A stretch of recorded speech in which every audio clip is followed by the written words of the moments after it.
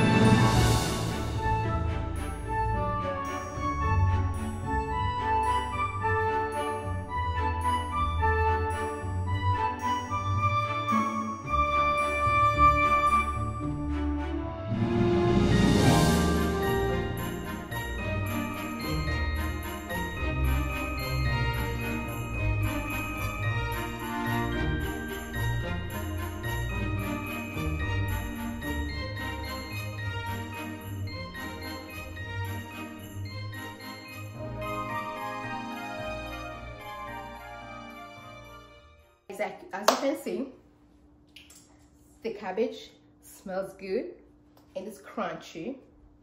And here is our chicken stew. Smells really good and tastes good too. Kwa hiyo, I hope umejifunza. I hope nimekupa idea ya what to cook for Christmas maybe, or any other day that you want to try to cook this, okay? So far I'm really enjoying kutengeneza video, you know, the vlogmas. So far it's okay. It's a little bit hard kwa sababu ya edit and everything, but it's okay. And yeah, I hope you enjoy. I hope you like, share and comment. And if you have any question, please drop a comment. Yeah, that's it for today. I'll see you guys tomorrow, every day for 25 days of Christmas. 25 days of Christmas, okay? Yeah. I really don't have any story today. The only story ambayo nimesikia leo ni ile ya nesi, the Kenyan nurse. Nimesikia story ya yule Kenyan nurse ambaye alitoka Kenya akaja Marekani. Tayari alikuwa ameshaharibu Kenya. Kwa sababu ya mambo ya nursing. I think anajifanya kama yeye ni nurse, alafu anatumia jina la mtu. Huku Marekani watu wengi sana wanapenda kutumia majina ya watu, kukuharibia. Labda mtu anaweza kasimamishwa na polisi barabarani, akaambiwa, "Oh, can I have your ID?" Alafu anasema, "Oh, nimesahau nyumbani. What's your name?" Anatoa jina lako. Anasema, kwanza kama mimi hapa niite labda